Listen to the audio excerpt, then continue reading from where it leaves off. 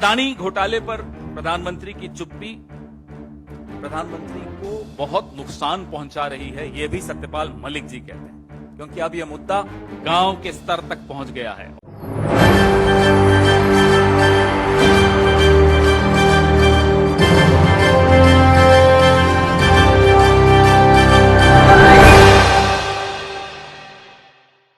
नमस्कार, मैं हूं राहुल शर्मा। आप देख रहे हैं एसपी 9 न्यूज। स्वागत है आप सभी का हमारे इस प्रोग्राम में। और प्रोग्राम की शुरुआत गौतम अडानी से। देश के जाने माने बिजनेसमैन गौतम अडानी की क्या मुश्किलें अब बढ़नी तय हैं, और अगर गौतम अडानी की मुश्किलें बढ़नी तय हैं तो समझ लीजिए कि आने वाले वक्त में गौतम अडानी को बहुत बड़ा झटका लगने वाला है, क्योंकि 2024 के लोकसभा चुनाव से पहले माना जा रहा है कि अडानी फाइलें खोल रहे हैं। जी हां, अपने दर्शकों को बता दें कि जो तस्वीर इस वक्त की निकलकर सामने आ रही है, वो तस्वीर ये जाहिर तौर पर बता रही है कि देखिए, सुप्रीम कोर्ट का जो फैसला गौतम अडानी को लेकर आया है, जिसमें कहा गया कि भाई जो 14 तारीख है उसके बाद सुनवाई होगी, लेकिन उससे पहले तमाम दस्तावेज रिपोर्ट उन्हें सबमिट करनी पड़ेगी। और सीधे तौर पर देखा जा रहा है कि जिन अडानी को अभी तक बचा रही थी सरकार, और सबसे बड़ी बात है कि अडानी के हाथ में पूरे देश को बेच दिया था, जिस पर राहुल गांधी सवाल कर रहे थे, विपक्ष सवाल कर रहा था, तो खड़ा कर रहा था, तो हमने देखा कि राहुल गांधी की संसद की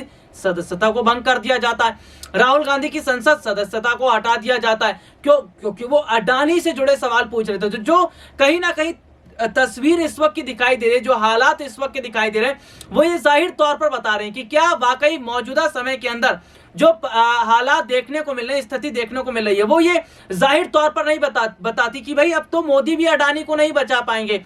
और देश में बहुत सारे ऐसे बिजनेसमैन हैं जिनके हाथ में कॉन्ट्रैक्ट आना चाहिए था, जिनके हाथ में जिम्मेदारी आनी चाहिए थी, लेकिन हम क्या देखते हैं कि केवल गौतम अडानी देश से विदेश तक छाए हुए थे। कई फर्जी कंपनियां उन्होंने बनाई, कई अगर हम बात करें शेयर में उन्होंने धांधलीबाजी की, जो कि हिंडनबर्ग की जो रिपोर्ट सामने आई, हिंडनबर्ग की रिपोर्ट सामने आने के बाद अडानी साम्राज्य पूरी तरीके से तहलका मच गया। उसमें अडानी साम्राज्य पूरी तरीके से ताश के पत्तों की तरह ढहता नजर आया। तो कहीं ना कहीं जो हालात अगर हम देख रहे हैं, जो स्थिति हम देख रहे हैं, वो ये जाहिर तौर पर बता रही कि कैसे मौजूदा समय के अंदर एक कहीं ना कहीं बहुत ज्यादा अगर हम कहें तो अडानी जो है वो बुरी तरीके से तो फंस रहे हैं, लेकिन जिस तरीके से विपक्ष की अगर बात करें तो जो देश की जनता को वो सच्चाई बताना चाह रहे थे, सच बताना चाह रहे थे, वो भी आज कहीं ना कहीं आया। अडानी मुद्दे पर कांग्रेस प्रवक्ता पवन खेड़ा ने क्या कुछ कहा, देखिए एक report.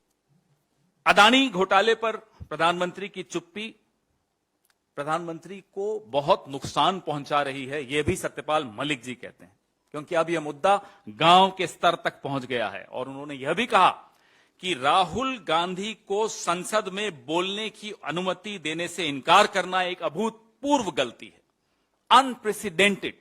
It has never happened in the history of parliamentary democracy. उनका यह कहना था कि जो राहुल गांधी सवाल उठा रहे हैं अदानी महाघोटाले पर, बहुत सही सवाल उठा रहे हैं, और प्रधानमंत्री उनमें से एक भी सवाल का जवाब नहीं दे पा रहे। एक अकेला पूरे लोकतंत्र पर भारी। यह इस पूरी कहानी का जिस्ट है, का निचोड़ है। वो खुद ही बोलते हैं मैं एक अकेला भारी हूं। किस पर भारी हैं वो सत्यपाल मलिक जी ने आपको बता दिया। गवर्नर से सलाह नहीं ली जा रही, गवर्नर को जानकारी नहीं दी जा रही कि उनके राज्य में क्या करने वाले हो आप।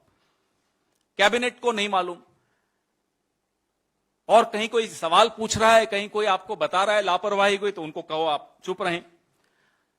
चौंकाने वाली बात है, हमारी महामहिम राष्ट्रपति, हम सबकी राष्ट्रपति, वो किनसे मिलेंगी किनसे नहीं मिलेंगी, उनकी अपॉइंटमेंट की जो लिस्ट है, डेली अपॉइंटमेंट की जो लिस्ट है, वो अप्रूवल के लिए प्रधानमंत्री के कार्यालय में जाती है।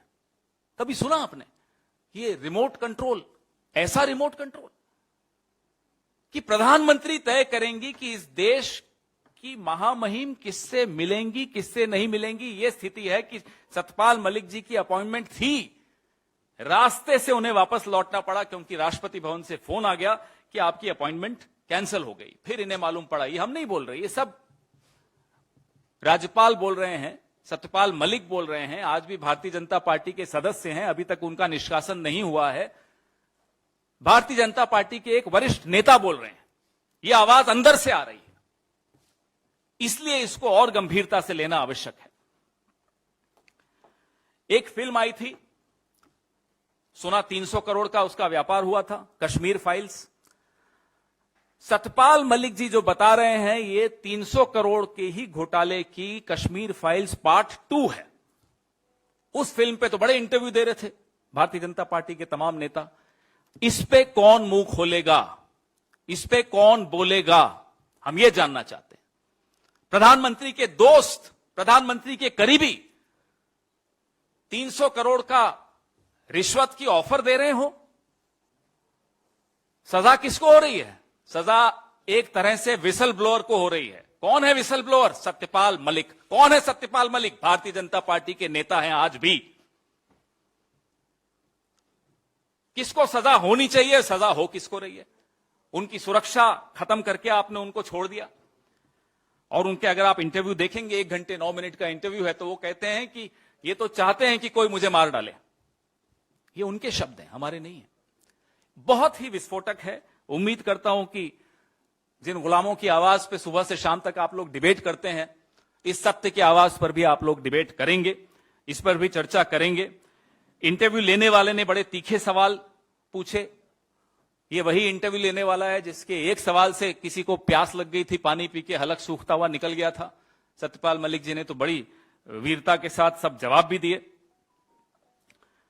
मैं सुप्रिया श्रीनेत जी से आग्रह करूंगा कि पुलवामा वाले मुद्दे पर, जो बहुत गंभीर मुद्दा है इस देश के सामने, देश की सुरक्षा से जुड़े हुए सवाल का जवाब आज तक जिस पर नहीं मिला है, 40 जवानों के परिवार, जो शहीद परिवार हैं शहीदों के, वह भी उत्तर के इंतजार में है। इस देश का एक एक नागरिक उत्तर के इंतजार में है। ये रिपोर्ट आपने देखी। एक रिपोर्ट और दिखाऊंगा जिसमें संजय सिंह ने भी अडानी से जुड़े कई सवाल पूछे और ये भी बता दिया कि भाई अडानी की कंपनियों में पैसा जो लगा है वो मोदी जी का लगा। और विपक्ष तो ये कह ही रहा है, विपक्षी पार्टियों की तरफ से ये बातें कही जा रही हैं कि अडानी की कंपनियों में जो पैसा लगा वो पैसा मोदी सरकार का। और जाहिर तौर पर अगर देखा जाए तो जो तस्वीरें इस वक्त की दिखाई दे रही हैं, जो हालात इस वक्त की दिखाई दे रहे हैं, वो यही है।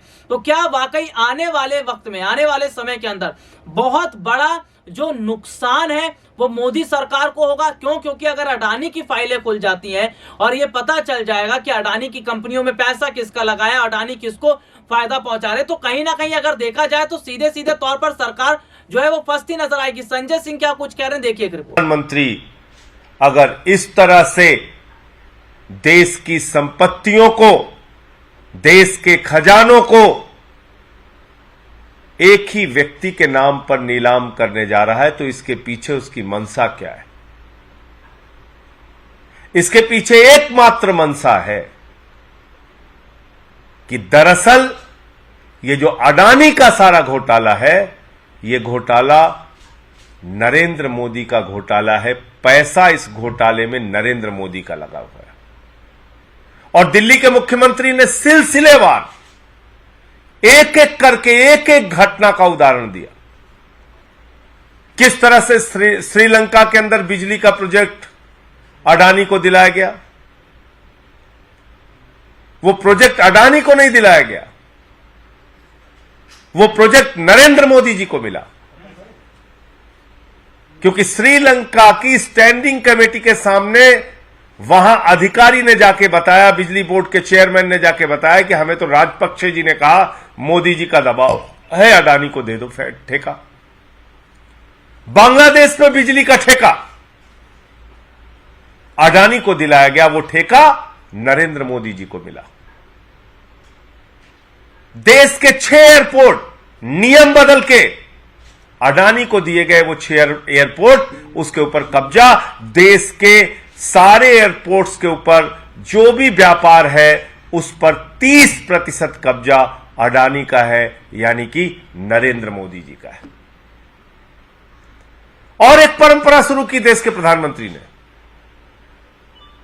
कनपटी पे बंदूक लगाकर संपत्तियों को छीनने की परंपरा। कृष्णापट्टनम एयरपोर्ट, कृष्णापट्टनम सीपोर्ट, वो मिल गया अडानी को। पहले सीबीआई का छापा होता है, ईडी का छापा होता है, फिर अडानी को। जीवीके पे छापा होता है, फिर एयरपोर्ट अडानी को। एसीसी पे छापा होता है, फिर एसीसी सीमेंट अडानी को। तो ये सारा कुछ अडानी को नहीं है, ईडी का, सीबीआई का इस्तेमाल करके ये सारा का सारा व्यापार, सारी की सारी संपत्ति नरेंद्र मोदी जी अपने नाम पर कर रहे हैं। और उनकी मंशा है कि दुनिया का नंबर 1 अमीर बनना है, क्योंकि अडानी तो नंबर 2 तक पहुंच पाया था, उसके बाद ये हिंडनबर्ग की रिपोर्ट आ गई, नीचे चला गया। ये सारा का सारा पैसा देश के प्रधानमंत्री नरेंद्र मोदी का लगा है इस घोटाले और जांच, इस भ्रष्टाचार में। और अगर इसकी जांच होगी तो इस अडानी के घोटाले में देश के प्रधानमंत्री नरेंद्र मोदी जी फंसेंगे, क्योंकि ये सारा का सारा पैसा उनका पैसा है।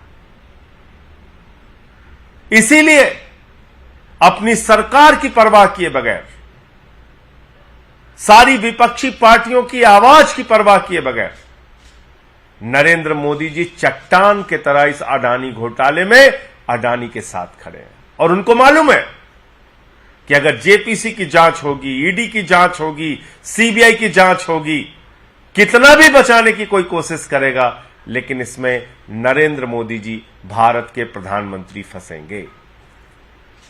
देश में कोयला की खदानें,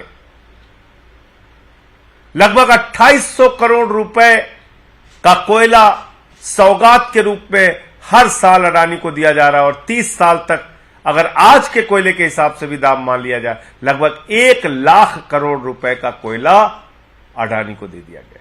ये दोनों रिपोर्ट मैंने अपने दर्शकों को दिखाई, तो सीधे सीधे तौर पर अब देखा यह जा रहा है कि क्या अगर अडानी मुद्दे की जो है वो सुनवाई शुरू हो जाती है, जांच शुरू हो जाती है, तो क्या प्रधानमंत्री नरेंद्र मोदी फंसते नजर आएंगे, मोदी सरकार फंसती नजर आएगी। क्योंकि जिस तरीके से कहा जा रहा है कि भाई जो कंपनियों में पैसा लगा है, जो कहीं ना कहीं कंपनियों में हम देख रहे हैं कि जो शेयर है वो सब जो है अडानी के कंपनी में सरकार का है, क्योंकि सरकार इसलिए तो बचा रही है। लेकिन अब कहीं ना कहीं विपक्षी पार्टियों का अगर मैं जिक्र करूं तो विपक्ष ने जो तमाम सबूत दिखाए हैं और बाकायदा राहुल गांधी ने संसद में सवाल तक पूछ लिए थे, तो जो तमाम स्थिति देखी जा रही है वो कहीं ना कहीं जाहिर तौर पर बताती कि क्या आने वाले वक्त में बहुत बड़ी मुश्किल में सरकार फंस रही है। आज के लिए इतना ही, आपसे फिर दोबारा मुलाकात होगी, तब तक के लिए इजाजत दीजिए, नमस्कार।